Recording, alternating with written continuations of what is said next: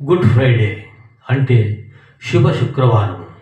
ఎందుకు యేసుప్రభు చనిపోయిన రోజును శుభ శుక్రవారం అని అంటున్నారు అంటే, ఆయన మన కొరకు, మన పాపముల కొరకు సిలువ వేయబడి తన ప్రాణమును మన కొరకు విమోచన క్రయధనముగా అర్పించబడిన రోజు.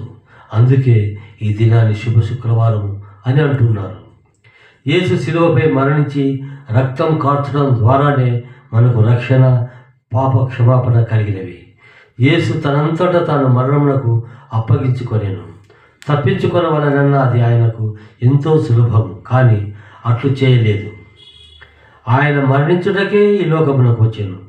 యేసు ప్రభు జననము, మరణము లేఖానుసారముగా, దైవ చిత్తానుసారముగా జరిగినవి. శిలువ మరణముకు ముందుగా ఏ పాదములు మిక్కిలి విలువగల అత్తరుతో పూయబడి, ఘనపరచబడి, అభిషేకించబడినవో అదే పాదములలో మేకులు కొట్టబడినవి. ఏ చేతులు 5 రొట్టెలు 2 చేపలను ఆశీర్వదించి 5,000 మందికి పంచపెట్టబడినవో ఆ చేతులలోనే మేకులు కొట్టబడినవి. మన పాపముల నిమిత్తము ఆయన చేతులకు, కాళ్లకు మేకులు కొట్టబడినవి. యేసు ప్రభుపై చేసిన నేరారోపణలు మరియు న్యాయ విచారణ సక్రమముగా జరగలేదు, ఘోరముగాను అన్యాయముగాను జరిగెను.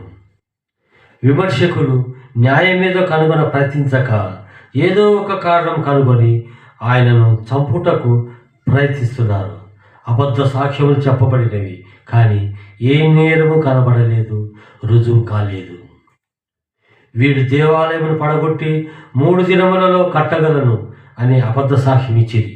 కానీ క్రీస్తు దేవాలయమును పడగొట్టి కట్టుదును అని అనలేదు. మీరు పడగొట్టితే 3 దినములలో లేపుదును అని అన్నాడు. యూదుల మహాసభ క్రమం తప్పించారు. ఎవరి మీద అయినను న్యాయ విచారణ జరగాలి అంటే అలాంటి విచారణ న్యాయస్థలమున జరగవలెను. అయితే యేసు ప్రభు విచారణ ప్రధాన యాజకుని ఇంట జరిగెను. విచారణ రాత్రులలో జరపరాదు, కానీ రాత్రి జరిగినది. విచారణ చేసిన దినముననే నేరారోపణ చేయుట, శిక్ష విధించుట చట్ట ప్రకారము విరుద్ధము.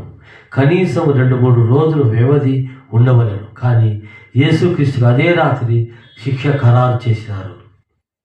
యేసు ప్రభుపై అన్యాయముగా ఏ నేరం మోపారో అదే నేరం చేసిన వాడిని, అనగా రోమా చక్రవర్తిపై నిజంగా తిరుగుబాటు చేసిన బరబ్బను, బందిపోటు దొంగను విడుదల చేయమని, యేసుని సిలువ వేయమని అక్కడ ఉన్న జనసమూహమంతయు కేకలు వేసిరి.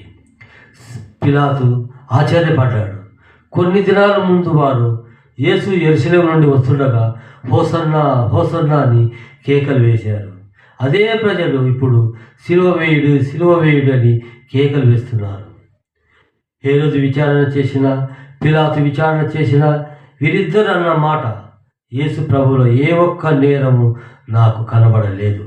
కానీ అక్కడ ఉన్న జన సమూహము కేకలు, అల్లరి వల్ల వారి మాటలకు విలువ లేకుండా పోయినది.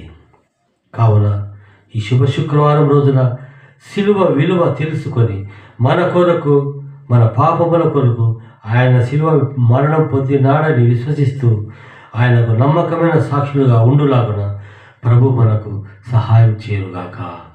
ఆమేన్.